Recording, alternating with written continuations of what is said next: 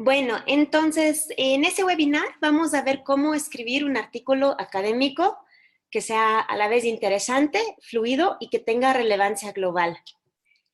En cualquier momento, si algo no está claro o cualquier pregunta, o sea, vamos a tener tiempo también al final para conversar, pero si algo no está claro, igual me pueden interrumpir, no tengan miedo, siempre pueden siempre hablar cuando quieran, ¿ya? Entonces, como unos objetivos de aprendizaje, vamos a compartir unas técnicas para desarrollar unas habilidades para escribir artículos. Específicamente, vamos a ver cómo contar una historia en palabras académicas. Vamos a ver cómo escoger un marco teórico que sea coherente y apropiado.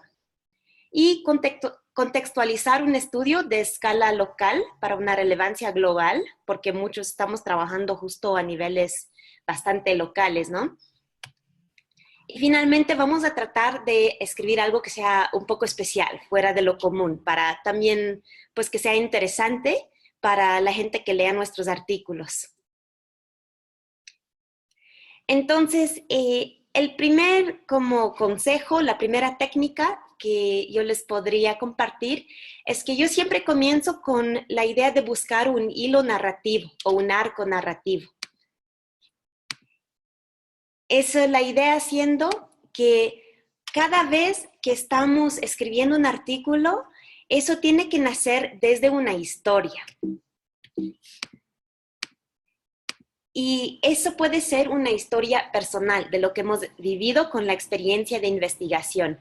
Es decir, que cuando nos vamos al campo y hacemos una investigación, siempre tenemos unos ciertos aprendizajes que muchas veces ni siquiera son los aprendizajes más evidentes. Es decir, si uno comienza un estudio con un cierto hipótesis, con una cierta idea de los métodos, cómo vamos a hacer, qué es lo que estamos buscando, si bien puede ser y debe ser que vamos a aprender algo respecto a esa hipótesis, muchas veces incluso vemos cosas más allá de lo que habíamos comenzado. Pues eso es también la parte como parte de la investigación, la experiencia de investigación.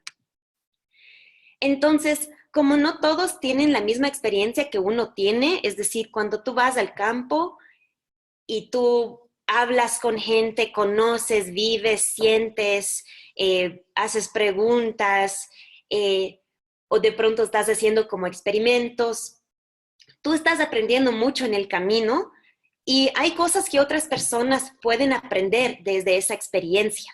Entonces, comenzando desde ahí, pensando no solo en cómo hemos aprendido respecto a nuestras hipótesis, sino que pensando en todo que hemos aprendido como con la experiencia de campo, podemos comenzar a buscar este arco narrativo y buscar cuál es la historia. Y aquí podemos pensar, cuando tú regresas de tu fase de campo y te juntas con unos amigos o con tus papás, la familia, lo que sea, y te preguntan, ay, ¿qué tal te fue? Ahí es cuando tú le cuentas de una cierta manera pensando en ellos, ¿no? De pronto no vas a hablar de la teoría no sé qué y no vas a entrar así en detalles muy académicos, pero les vas a contar una historia. Y eso es una historia muy válida porque es algo que les permite a ellos también entender lo que tú viviste y lo que tú aprendiste ya en palabras un poco sencillas, ¿no? Partimos de la idea que toda buena obra académica nace de una experiencia vivida en el mundo real y por personas reales. Es decir, que lo que leímos en artículos académicos, si bien a veces parece como por decir un poco hasta seco, hay que acordarse que cada artículo viene desde muchos meses y a veces años de experiencias reales. Entonces nosotros vamos a buscar el valor en estas experiencias reales. Aquí vemos que tanto los estudios cualitativos que cuantitativos tienen una historia para contar. A veces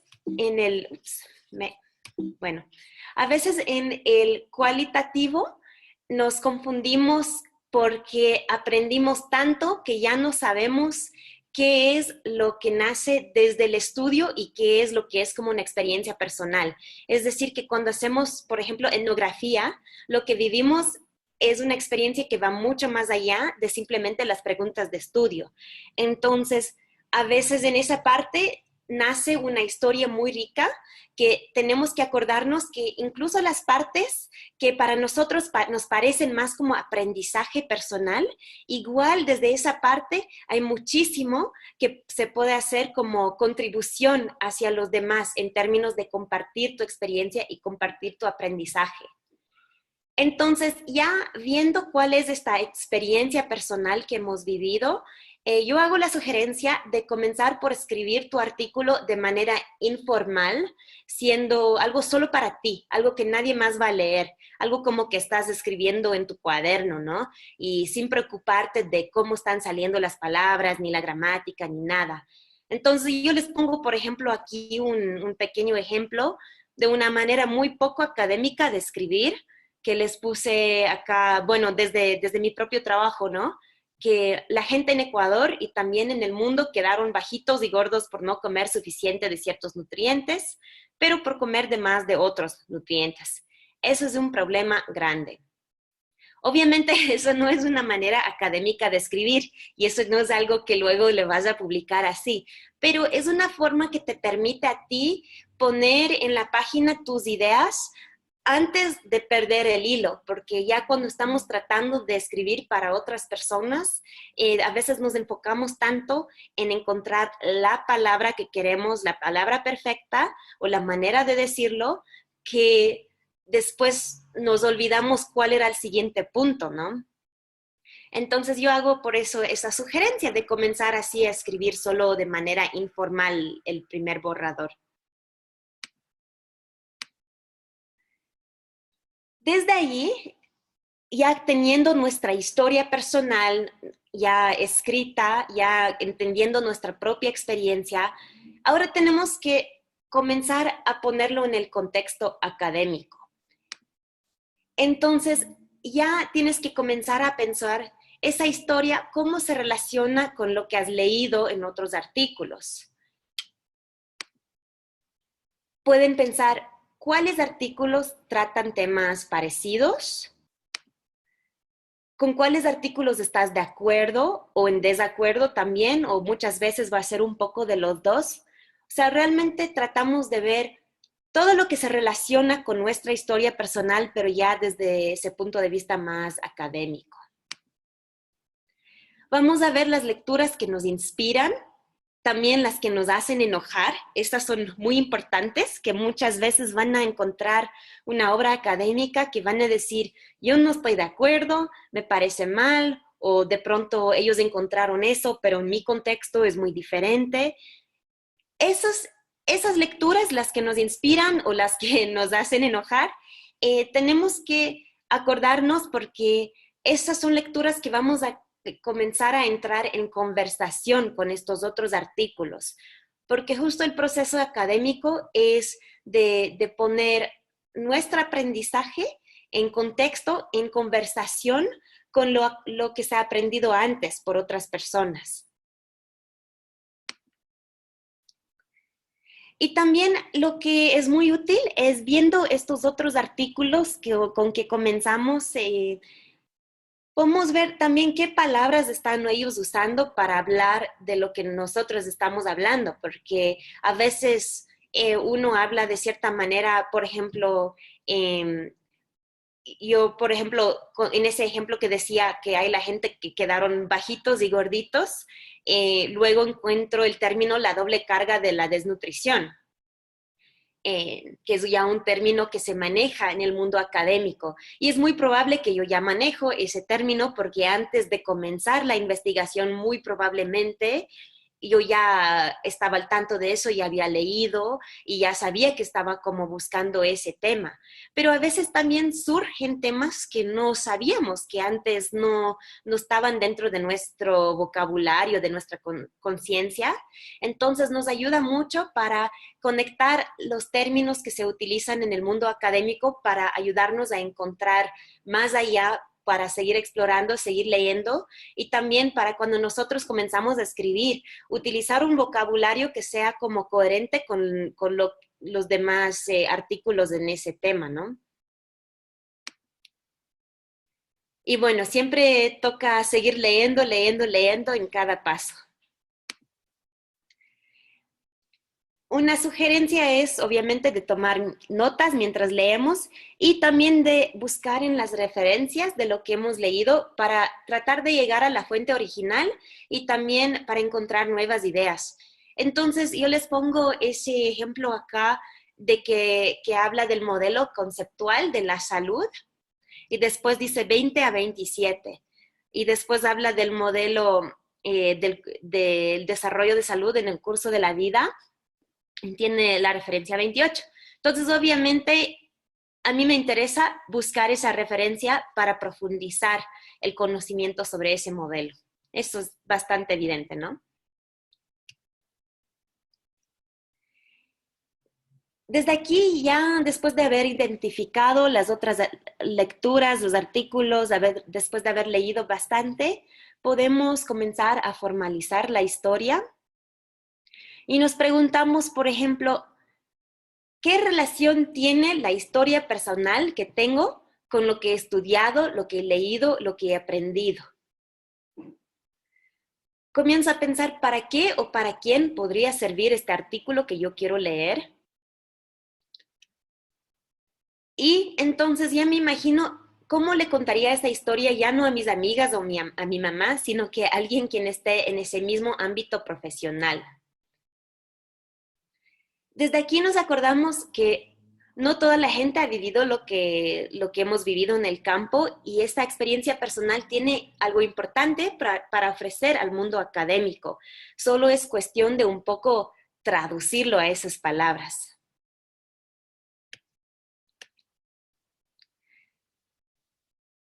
Entonces, comenzando con esas preguntas, ya tratamos de buscar cuál es el contexto global, porque muchas veces, muchos estamos trabajando a veces en contextos muy específicos. En mi caso, yo trabajo en una provincia de un país y dentro de esa provincia de Imbabura estoy trabajando solo con ciertas personas, ¿no? O sea, los que leyeron el artículo que habíamos compartido por correo, en eso, ese fue un artículo basado en 4 etnografías, ¿no? Entonces son 4 familias, básicamente. Entonces, ¿cómo hago que esas 4 familias, lo que yo he aprendido con esas familias, que tenga una relevancia en un contexto más grande para que lo que yo voy a escribir no sea solo una descripción de sus vidas, sino algo que nos permite entender algo de un grupo de gente más amplio, por lo menos a nivel de Imbabura o del Ecuador o incluso en un contexto global? ¿Cómo relaciono las historias de estas 4 familias con lo que está sucediendo en el mundo, ¿no? Y eso es un desafío. Yo lo que comienzo a pensar es, ¿qué es lo que aprendí a través de esa investigación que me puede servir también en otros espacios? Es decir, yo lo que aprendí en ese proceso de etnografía, de vivir con esas familias en Ecuador, en Imbabura, si es que de pronto me invitan a ir a, qué sé yo, Angola o a Brasil o a Nepal, ¿qué es lo que yo aprendí en ese momento que yo pienso que me va a servir cuando estoy en otros espacios, en otros países, otros contextos? Pensando así, eso nos ayuda a identificar cuáles son los temas que van más allá desde el ultra local, sino que van así como hacia un contexto que nos permite compartir esos aprendizajes con otros que podrían ser interesados en ese tema. Entonces ahí es donde comienzo a pensar qué conversación tuviera con una persona que hizo un trabajo parecido en otro país. Es decir, si yo me pongo a conversar con alguien de Colombia o alguien de Nepal, quien también está tratando temas de agricultura familiar campesina, en esos contextos, ¿qué es lo que vamos a conversar? Y bueno, lo que es muy útil es realmente tener esas conversaciones, porque bueno, no es nada difícil conseguir bueno, conocer a alguien o conseguir su correo, escribir a alguien, organizar un Skype y conversar con alguien quien realmente sí está trabajando en un tema relacionado dentro de un otro contexto. Y de lo que conversan en esos espacios, ahí van a surgir temas muy útiles que de pronto uno no había pensado antes. Ahí buscamos las similitudes, las diferencias, también las sorpresas, especialmente las sorpresas.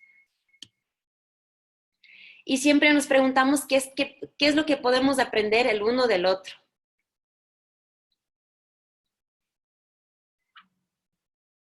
Y bueno, más allá de imaginarnos esas conversaciones o tener esas conversaciones, también podemos y deberíamos buscar artículos que también tratan de temas parecidos en otros espacios. Pues yo siempre regreso a eso de leer y leer y leer, porque muchas veces leemos mucho antes de comenzar la investigación y pensamos, pues ya he leído, ya es hora de escribir, pero en realidad en el proceso de escribir siempre volvemos a leer y leer y leer. Entonces, al buscar esos artículos parecidos, puede ser como a un nivel muy local. Por ejemplo, si mi caso es la provincia de Imbabura de Ecuador, puedo ver algún caso de la provincia no sé qué en Nepal, ¿no? Que sigue siendo muy local, pero en otro espacio. O también puede ser artículos que ya son a nivel regional o internacional, que ya están haciendo conexiones más grandes. De allí ya podemos comenzar a buscar el marco teórico.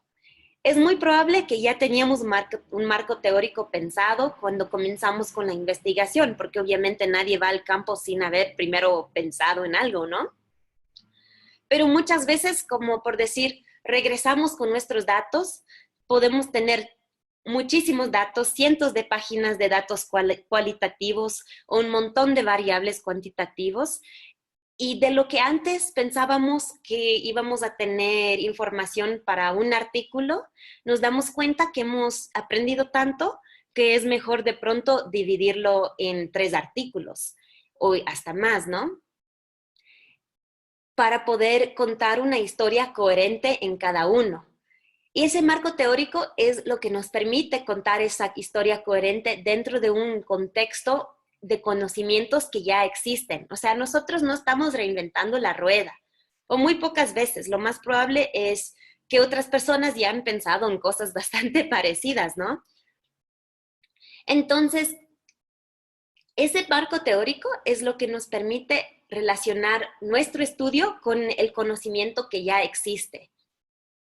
Y también nos ayuda a delimitar lo que vamos a conversar, porque a veces hemos aprendido tanto que ya queremos poner todito, todito, todito en un solo artículo, pero hay ciertas cosas, si bien son aprendizajes interesantes, de pronto no es el lugar. O sea, para contar una historia coherente no podemos entrar en cada detalle, tomar cada camino, sino que realmente tenemos que enfocar en lo que contribuye hacia una historia coherente dentro de ese marco teórico.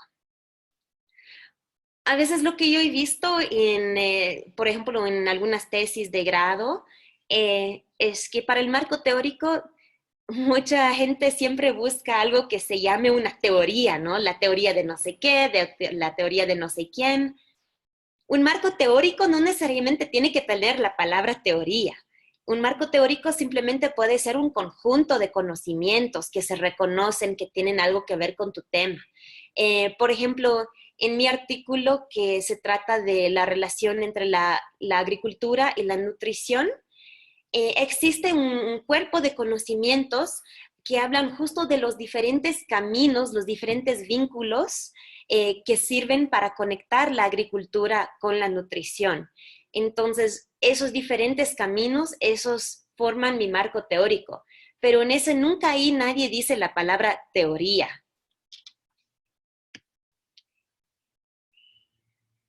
El marco teórico es importante de no tratar de establecerlo demasiado rápido, sino que primero hay que leer bastante para poder ya identificar cuál es el que es el más apropiado y que tiene sentido, ¿no?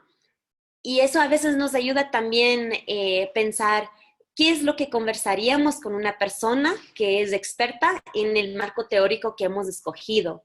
Es decir, en mi caso, si yo me pusiera a conversar con las personas que escribieron los artículos que tratan el tema de los vínculos entre la agricultura y la nutrición, ¿qué es lo que les contaría a ellos sobre mi estudio? ¿Por qué pienso yo que mi estudio tiene algo que ver con lo que ellos han escrito y han encontrado? Y pues esas conversaciones reales o ficticias nos ayudan a entender un poco más hacia dónde vamos en lo que vamos a presentar, en lo que escribimos. Ahora puede ser que el artículo entre en conversación con varios conceptos, teorías o conjuntos de conocimientos. Entonces no siempre va a ser un solo marco teórico que abarca todo lo que queremos decir. A veces puede ser que hay dos o más que vamos a utilizar juntos. Y eso está normal. Lo que sí es que el marco teórico siempre tiene que fluir y sentirse natural, no debería sentirse nunca forzado o rebuscado. Si es así, probablemente no es el marco teórico que queremos utilizar y toca volver a seguir leyendo.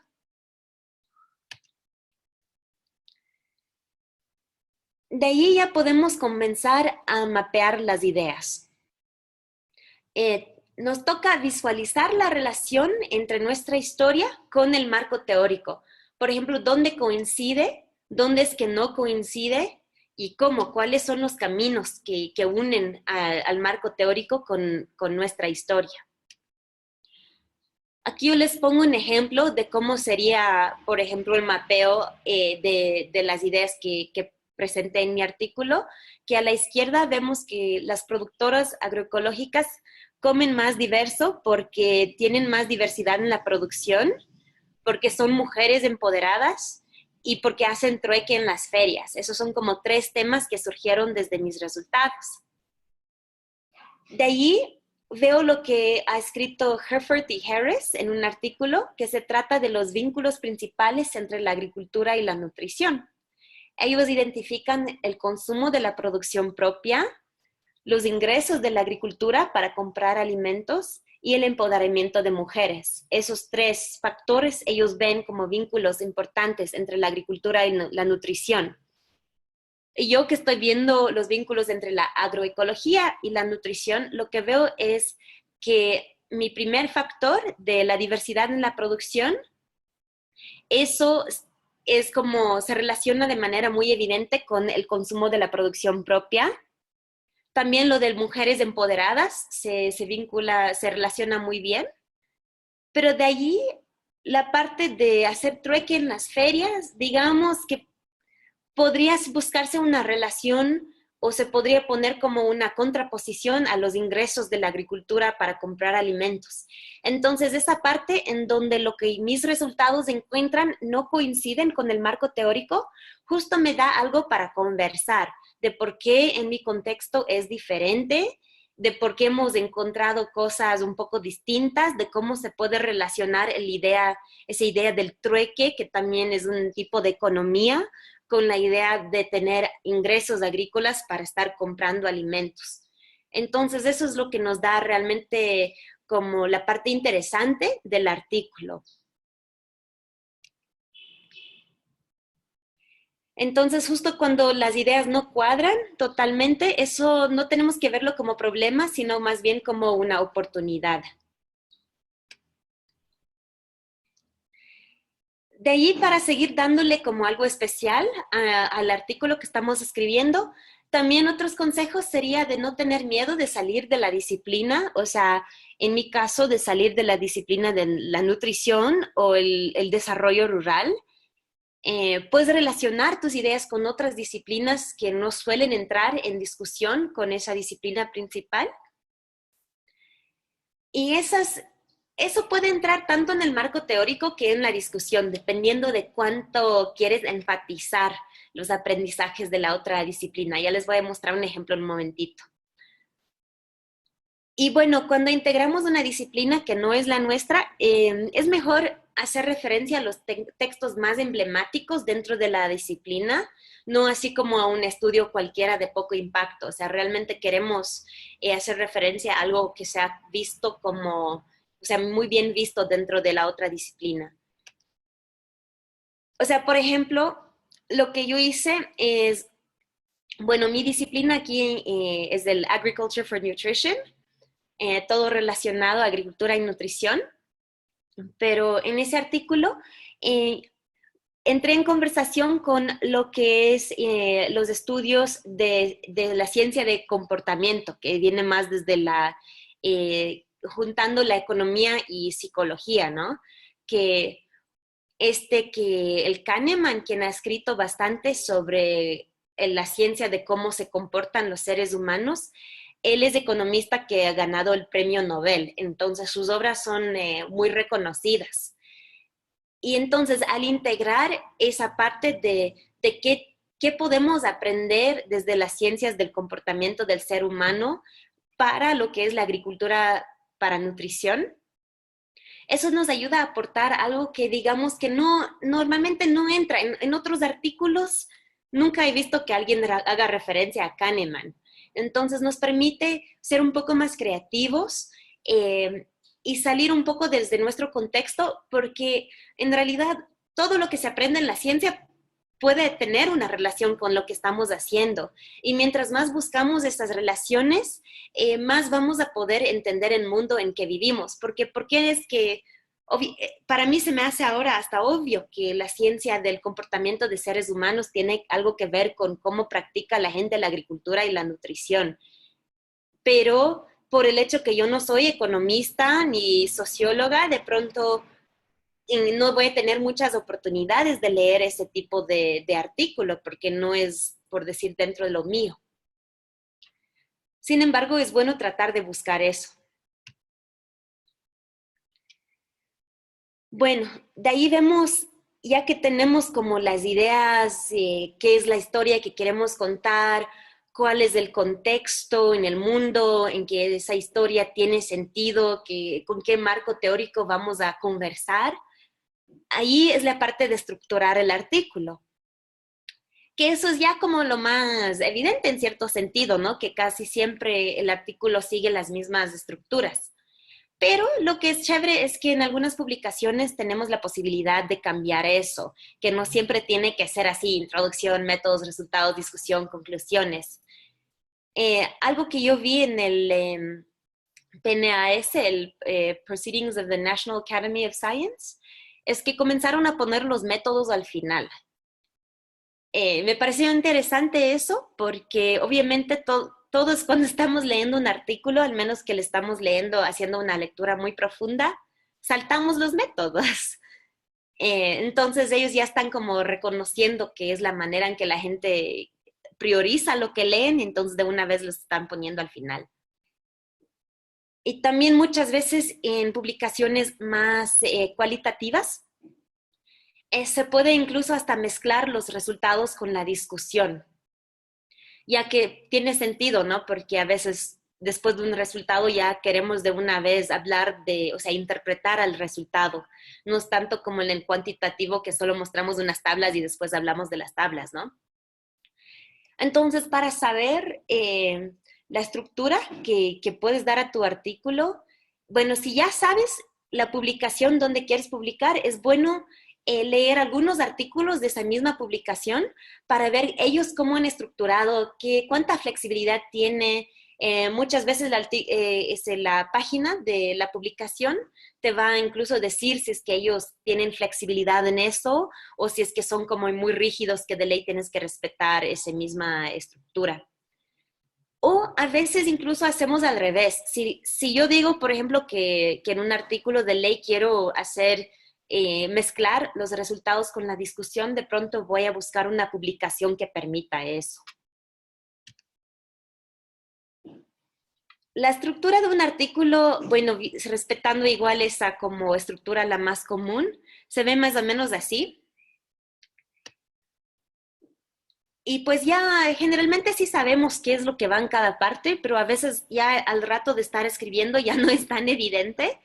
Entonces, solo para pasar en la introducción, hablamos del por qué. Ahí, ¿por qué estamos escribiendo el artículo?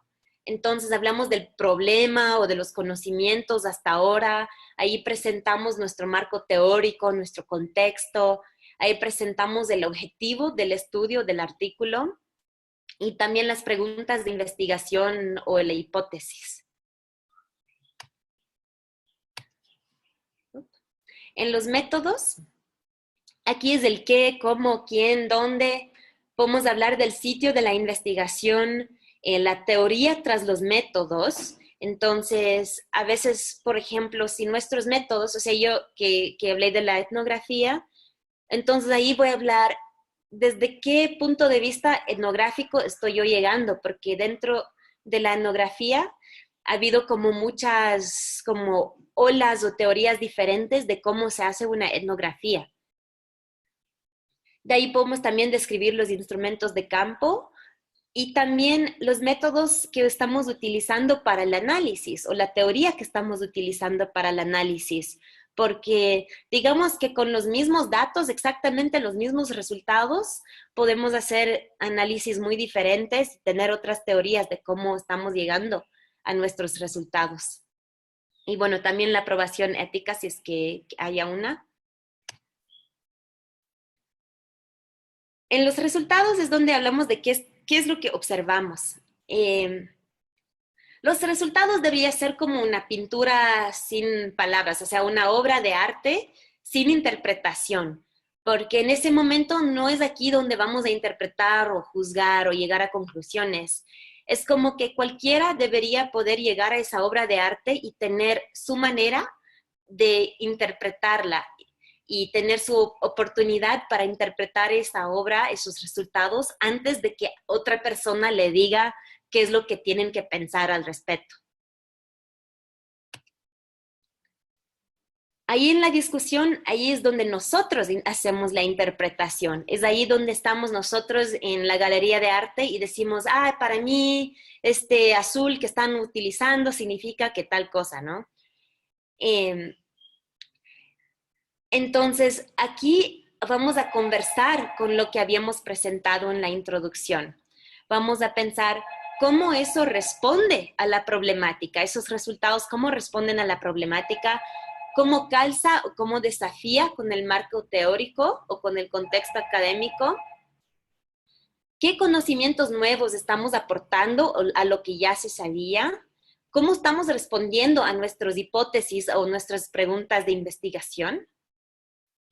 Y aquí también podemos introducir nuevas voces, es decir, hacer referencia a otros artículos que no habían salido en la introducción, porque a veces tenemos resultados que llamamos resultados emergentes, un poco inesperados. Entonces ya podemos introducir también esa parte. Y finalmente en las conclusiones, aquí es donde vemos cuál es el mensaje que la gente tiene que llevarse. O sea, qué es lo que tienen que acordar. Aquí enfatizamos el mensaje principal de lo que hemos hallado o conversado. Y una persona al leer solo la conclusión, para ellos debe ser claro que el artículo haya respondido a los objetivos presentados en la introducción.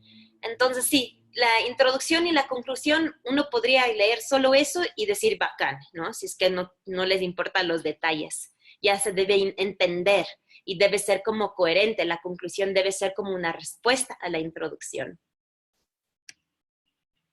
Entonces aquí vemos cómo la discusión obviamente discute sobre los resultados, responde también a la introducción, llega a conversar con la introducción y a veces en la discusión podríamos también entrar a conversar con los métodos.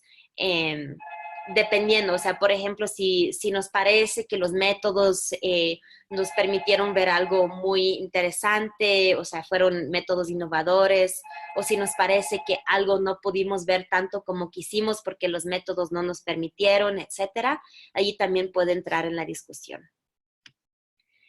Y la conclusión, eso de nuevo responde a la introducción y sigue como desde lo que hemos hablado en la discusión. Ahí a veces, a pesar de que la estructura parece algo muy evidente, al rato de estar escribiendo, muchas veces nos encontramos perdidos.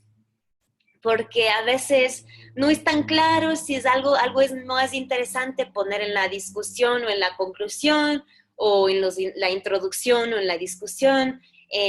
A veces, especialmente en obras cualitativas, es difícil separar los resultados de la discusión.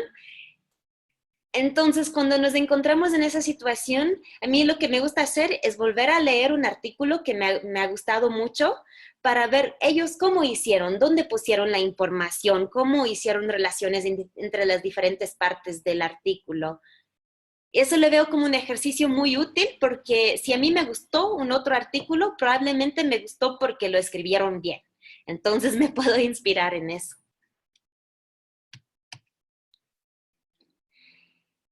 Entonces, ya llegamos a un punto en donde ya podemos revisar esa historia personal que escribimos al comienzo, la historia personal que escribimos con cualquier palabra.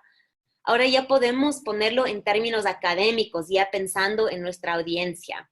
Entonces, de lo que antes había puesto aquí, que la gente en Ecuador y también en el mundo quedaron bajitos y gordos por no comer suficiente de ciertos nutrientes, pero por comer de más de otros nutrientes, eso es un problema grande.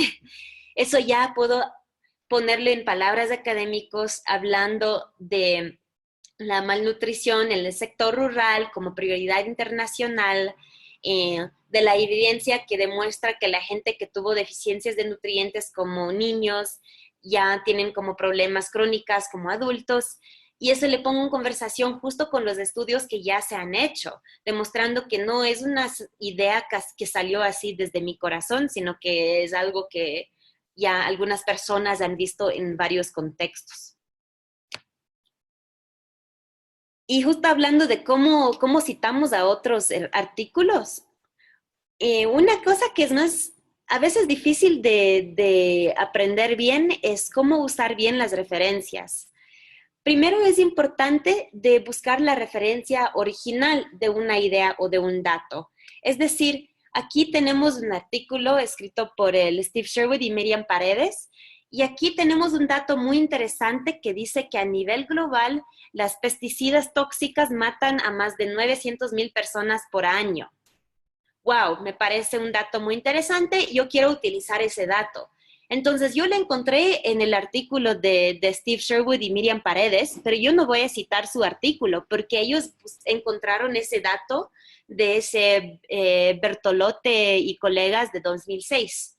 Entonces yo tengo que buscar el artículo del Bertolotte y colegas y ver si es que realmente desde su artículo me parece bien lo que dijeron, o sea, si ese dato realmente sale de allá y si sus métodos para llegar a esa conclusión son métodos que a mí me parecen correctos. O sea, no sería una buena idea de simplemente decir, bueno, si Stephen Sherwood y Miriam Paredes encontraron ese dato en Bertolotte 2006, voy a usar el mismo dato y también citar al Bertolotte 2006, porque de pronto pudo haber sido que ellos se equivocaron o pudo haber sido que ese artículo usó métodos extraños para llegar a ese número y no estoy muy de acuerdo. También muchas veces vamos a querer citar ideas más grandes, como conjuntos de ideas, en vez de datos específicos que vinieron de un solo estudio. Entonces, para eso queremos buscar la referencia que mejor describe esas ideas en su conjunto. Y generalmente estos van a ser artículos que han sido referenciados muchas veces. Por ejemplo, acá vemos este artículo que es The Conceptual Framework for Assessing Agriculture Nutrition Linkages.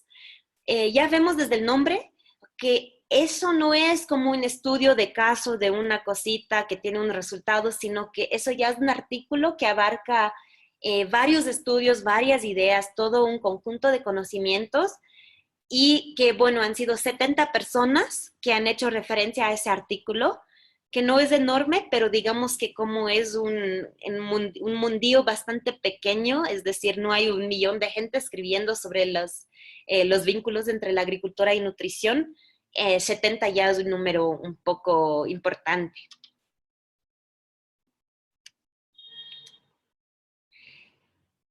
De ahí, ya cuando hemos traducido nuestra historia personal para hacer una obra ya académica, hay ciertos puntos de chequeo que podemos hacer. En esos puntos de chequeo ayuda a tener un amigo, ¿no? un amigo o una amiga que no necesariamente está dentro de nuestra disciplina, pero que más o menos como que comprende, o sea, puede leer un artículo académico. Les pedimos que lean el artículo y de ahí que puedan completar esas frases para fácilmente, ¿no? Que digan, el objetivo del artículo es, el hipótesis es, la pregunta de investigación es, la respuesta a la pregunta de investigación o a la hipótesis es, y los hallazgos principales son tales. Eh, para ellos eso debe ser un ejercicio fácil después de haber leído el artículo. No, no deberían tener que regresar mucho y buscar y pensar y cómo mismo cuál será la respuesta. Eh, pero bueno, al mismo tiempo el artículo no necesariamente tiene que decir la pregunta de investigación es porque bueno, eso es una manera un poco como a veces seca o aburrida de escribir, pero debería ser bastante claro en la lectura para que puedan encontrarlo fácilmente. De ahí deberíamos chequear si es que el artículo fluye bien. Eh, tenemos que pensar si es que las ideas salen en un orden lógico, si es que, por ejemplo, hacemos referencia a un término, pero todavía no lo hemos descrito y le describimos recién 2 párrafos después. Eso es a veces difícil de hacer porque muchas veces queremos introducir algunas ideas en su conjunto, un poco como de pronto en el primer párrafo del artículo, pero a veces no queremos darle tanto espacio todavía en ese momento para describirlo en más detalle.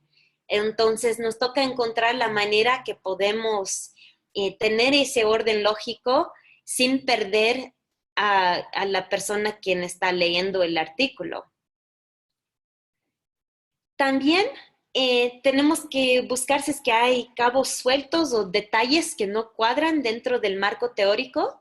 Sucede algunas veces que, bueno, tenemos ciertos resultados que nos parecen interesantes y queremos presentarlos, pero en realidad no tiene nada que ver con el mensaje principal o los puntos que queremos tener en el artículo. Entonces, si es que encontramos algo así, ese nivel de resultado, podríamos primero tratar de ver si es que sí podemos integrarlos mejor, porque de pronto simplemente nosotros no hemos hecho el vínculo tan claro, pero sí existe un vínculo. O también a veces podemos pensar, pues, dentro del marco teórico tal vez hay algo más que se debe decir o otro marco teórico que se puede incluir para que ese resultado, si me parece así tan importante, para que ese resultado tenga una cierta coherencia con el marco teórico. O si no, tenemos que simplemente borrarlo. A veces hay que quitar información, esos cabos sueltos que no logramos conectar al artículo, a veces simplemente tenemos que tacharlos. Especialmente si es una información que no vemos como totalmente necesaria para ese mensaje que queremos transmitir. Ahora, si es algo que nos parece sumamente importante, pero que no cabe dentro de ese artículo, podemos incluso pensar si es que eso podría entrar en otro artículo. A mí me pasó eso hace un mes, que estoy escribiendo un artículo de productos ancestrales, del consumo de productos ancestrales. Y lo que me di cuenta es que en realidad tenía 2 artículos en uno y tuve que separarlo en 2 artículos porque si es que estuvieran todo así junto, ya no tenía mucho sentido y se perdía el mensaje.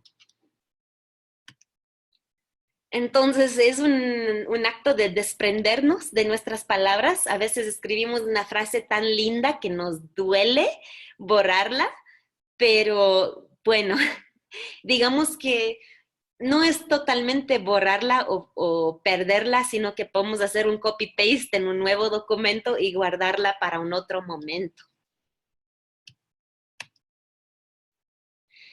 Y bueno, un otro chequeo que deberíamos hacer es si es que tu mamá entiende tu artículo o puede ser como un amigo o una persona quien digamos que no, o sea, una persona que no está dentro de tu disciplina, una persona que no maneja el mismo vocabulario académico que tú, los mismos términos, eh, una persona que no está empapada en ese contexto en que tú trabajas. Porque el artículo debería tener sentido, hacer un cierto sentido para ellos también. De pronto no sea como para ellos el tema que les interese, pero deberían poder leerlo y sentir que han entendido. Porque muchas veces lo que nos pasa es que estamos tan empapados en nuestros temas que esos términos muy específicos que nosotros manejamos, pensamos que todo el mundo maneja ese término, pero en realidad incluso gente que está, por ejemplo, dentro de nuestra misma disciplina, pero en una parte un poco diferente. Por ejemplo, en mi caso, una persona que está dentro de nutrición, pero ellos hacen nutrición clínica en hospitales. Entonces, ellos, ¿qué van a estar entendiendo la terminología de que se trata de los vínculos entre la agricultura y nutrición? Y incluso términos como producción propia o incluso términos como campesino. Esos son términos que ellos tal vez no lo van a entender de la misma manera que yo. Entonces es muy bueno conversar con ellos de qué es lo que entendieron, porque si yo estoy escribiendo de los farmers, o sea, de campesinos, de productores, y ellos piensan que yo estoy hablando de la gente en Canadá que tiene unas más allá de 100 hectáreas, pero en realidad yo estoy hablando de gente que tienen menos de 1 hectárea. Entonces, yo no hice bien mi trabajo de describir mi contexto. Entonces, para resumir, el proceso, pues el proceso para mí, porque hay muchos procesos que uno puede seguir, pero ese proceso comienza por buscar la historia, buscar qué es lo interesante en lo que tú has aprendido a través de tu trabajo de campo, de tu estudio, de tu investigación. Después de buscar esa historia, bueno, siempre leemos para explorar el contexto global, es decir, cómo mi pequeña historia en mi pequeño contexto tiene algo que ver con el mundo más grande, más amplio, en otros países, en otros continentes, eso a través de leer o también conversar con otras personas. De ahí, ya cuando siento que he entendido eso del vínculo entre mi historia y el contexto global, ahí se escoge el marco teórico y en base a eso contamos la historia ya de manera académica. Pero cuando hablamos de ese término de escribir de manera académica, eso no significa que tiene que ser aburrido. Eh, Tenemos que buscar un poco ese equilibrio entre utilizar términos de nuestra disciplina, pero hablar de una manera lo suficiente informal que la gente no se vaya a perder. Yo en algunos artículos he visto que la gente por querer parecer más inteligentes utilizan un montón de palabras que uno ya solo se pierde. A veces una palabra más difícil, con más sílabos, no necesariamente es una palabra superior. Entonces, pues con eso concluyo mi parte. Entonces, ¿qué preguntas tienen al respecto de ese proceso o otras ideas también de cómo ustedes escriben los artículos académicos?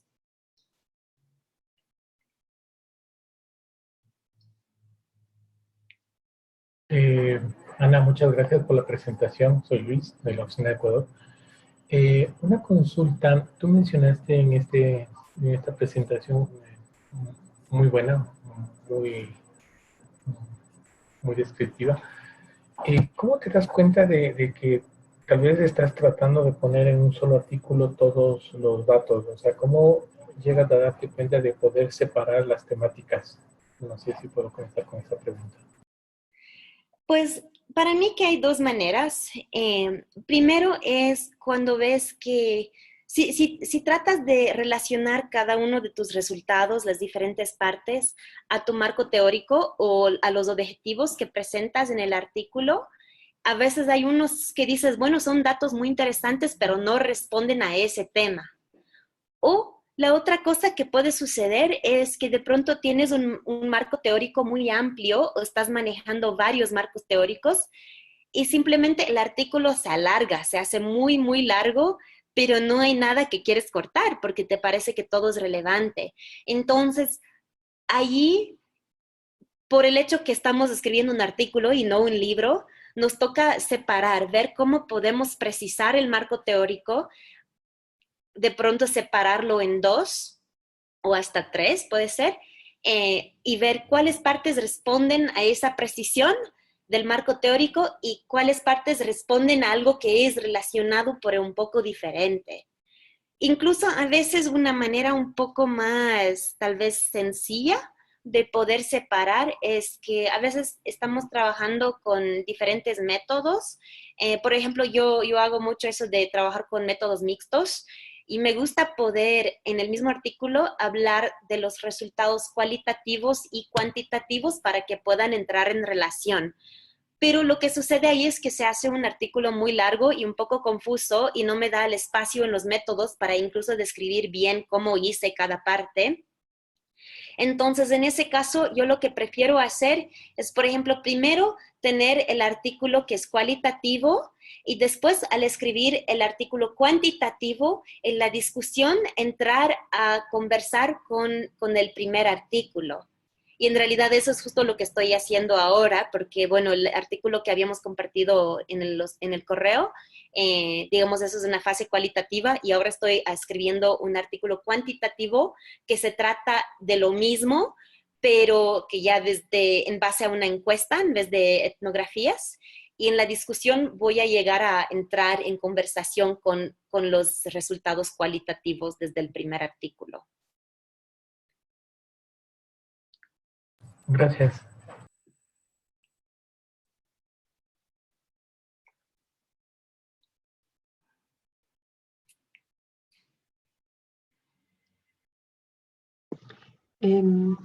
Hola, Ana.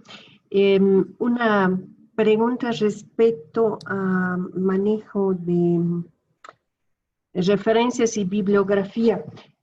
En realidad todo el tiempo estamos hablando siempre de citar artículos, encontrar marco teórico a partir de la publicación de artículos. Y me pregunto ahí un tanto dónde quedan justamente lo que acabas de mencionar, los libros, ¿no? O sea, parece que los libros ya no juegan un rol importante en la revisión bibliográfica y en las citas. Ya me gustaría que comentes un poco a partir de tu experiencia también en la redacción. Bueno, a mí sí me gusta citar libros y sí he citado algunos. Me parece que los libros son especialmente útiles cuando estamos hablando de conjuntos de ideas, que muchas veces justo un libro va a profundizar eh, o también va a ser como un conjunto de diferentes capítulos escritos cada uno por diferentes autores. Eh, pero que el punto clave viene, por decir, en la introducción del libro. Eh, yo sé que en ciertas disciplinas no está tan bien visto citar a libros porque si son disciplinas que se manejan más por datos, así como datos duros y no tanto por ideas, no sé, por ejemplo, si es que estuviera escribiendo como un artículo así microbiológico, qué sé yo, y estoy hablando de la bacteria tal y su impacto sobre no sé qué, probablemente ahí va a ser más difícil encontrar un libro que me sirva. Pero cuando estamos hablando así de conceptos, de ideas, de teorías, de maneras de pensar, muchas veces estas están mejor descritas en libros que en artículos cortos.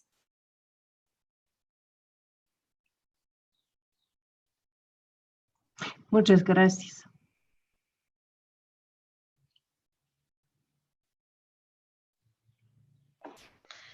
Ana, yo te agradezco un montón, me pareció fascinante tu exposición y realmente se ve que tienes muchísima experiencia y cómo estás enamorada de lo que haces y de escribir. Y creo que a mí, desde mi experiencia, me has contagiado un poco las ganas de escribir de esta forma tan sistemática y tan desde un cuento y desde cómo ir integrando todo, lo cualitativo, lo cuantitativo, lo que encuentras, lo que otros han encontrado. Me ha gustado muchísimo tu exposición y te agradezco un montón. Realmente sí siento que es algo que para poder hacerlo hay que hacerlo al 100% de nuestro tiempo. Y creo que justo cuando estamos ejecutando proyectos, lo que no nos damos es ese 100% del tiempo para estar leyendo y analizando nuestros resultados con los de otros, etcétera. Pero bueno, es una lección grande para mí el que hay que hacerlo. Si es que queremos escribir de una manera tan linda, realmente hay que hacerlo. Entonces, gracias y no tengo ninguna pregunta. Pues gracias, Mariana. Te cuento que los momentos en que más tengo las ideas para qué escribir son cuando estoy en la ducha, cuando estoy en mi bicicleta y cuando estoy caminando. Porque me parece que la creatividad no es un proceso sistemático. Tratamos de hablar de procesos sistemáticos porque si no nos perdemos un poco cómo más vamos a describirlo. Pero mucho de eso es realmente pensar. Y pues los momentos en que mejor pensamos muchas veces no estamos frente a la compu o en la oficina. Exacto, pero es que estamos empapados todo el tiempo de ese tema en nuestra cabeza, ¿no?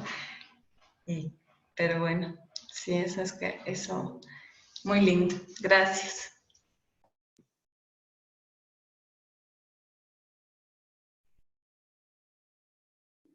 ¿Alguna otra pregunta o comentario? Una consulta, ¿nos puedes compartir la presentación que acabas de realizar? Ah, claro, como PDF. Sí, les puedo adjuntar al correo, el correo en donde estamos ahí todos.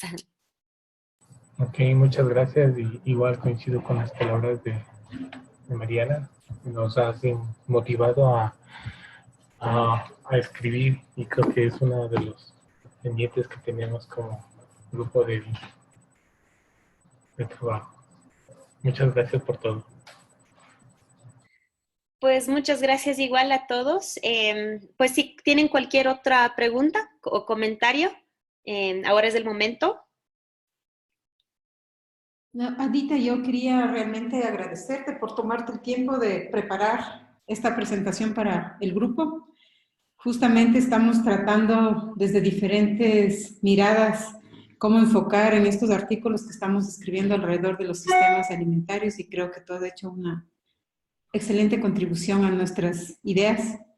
Y sí, realmente apreciamos mucho todo el esfuerzo y el tiempo para hacer esta presentación de esta forma. Y seguro te vamos a contactar para cualquier pregunta más específica que tengamos, porque yo me imagino también que cuando tú empezaste a escribir, no sé si tenías todas las ideas que hoy día has compartido con nosotros. Y creo que ese es el gran reto, ¿no? Y bueno, se aprende en el camino también. Gracias. Pues muchas gracias a todos ustedes. Sí, efectivamente es un aprendizaje que se aprende todo en el camino. Y sí, bueno, les invito a escribirme cualquier cosa y con eso creo que podemos ya concluir esa llamada.